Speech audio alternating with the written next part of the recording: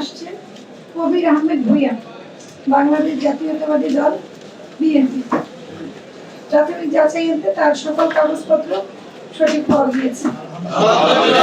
আমাদের বিভিন্ন দপ্তরে কর্মকর্তা বৃন্দ আছেন, যেমন গ্যাস, বিদ্যুৎ, পানি, পথ এবং আমাদের পুলিশ সুপার মহোদয়ের প্রতিনিধি আছেন।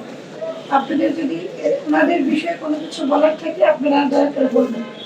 আলহামদুলিল্লাহ রাব্বিল আলামিন, আমার মনোনয়নপত্র বৈধ হয়েছে। আপনারা জানেন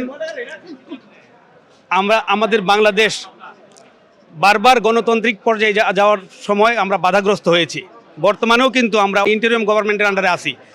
একটা দেশ যখন গণতন্ত্রের পথে যাত্রা করে তখন তার একটা অপরিহার্য শর্ত হইছে নির্বাচনের মাধ্যমে সে গণতান্ত্রিক রাষ্ট্রে প্রবেশ করে।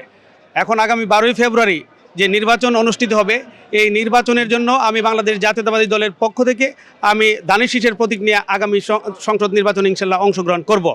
এবং ইতিমধ্যে আপনারা জানেন আমি মনোনয়নপত্র জমা দিয়েছিলাম এবং আমার মনোনয়নপত্র যাচাই বাছাই শেষে বৈধতা পেয়েছে। সিলভার টিপ কন্ট্যাক্টে তৈরি নিরাপদ ও নান্দনিক ক্লিক সুইচ নির্ভরতা জীবন জুড়ে। আপনারা জানেন যে গত 17 বছর যাবৎ আমি কসবা আখাউড়ার প্রত্যেকটা গ্রামে গ্রামে আমি সার্বক্ষণিকভাবে সবার সাথে সংশ্লিষ্ট থেকে আমি আমার কার্যক্রম পরিচালনা করে যাচ্ছি এবং তারই ফলাফল স্বরূপ আমাকে বাংলাদেশ জাতীয়তাবাদী দলের পক্ষ থেকে আমাকে মনোনয়ন দেওয়া হয়েছে। আমি বাংলাদেশ জাতীয়তাবাদী দলের ভারপ্রাপ্ত চেয়ারম্যান জননেতা তারেক রহমানের প্রতি কৃতজ্ঞতা প্রকাশ করছি এবং আমি অত্র অঞ্চলে আমার কার্যক্রম এমনভাবে বিস্তৃত করেছি, আমি বিশ্বাস করি আগামী দিনে ইনশাল্লাহ আমি বিপুল ভোটে জয়ী হয়ে সংসদে যেতে পারবো ইনশাল্লাহ।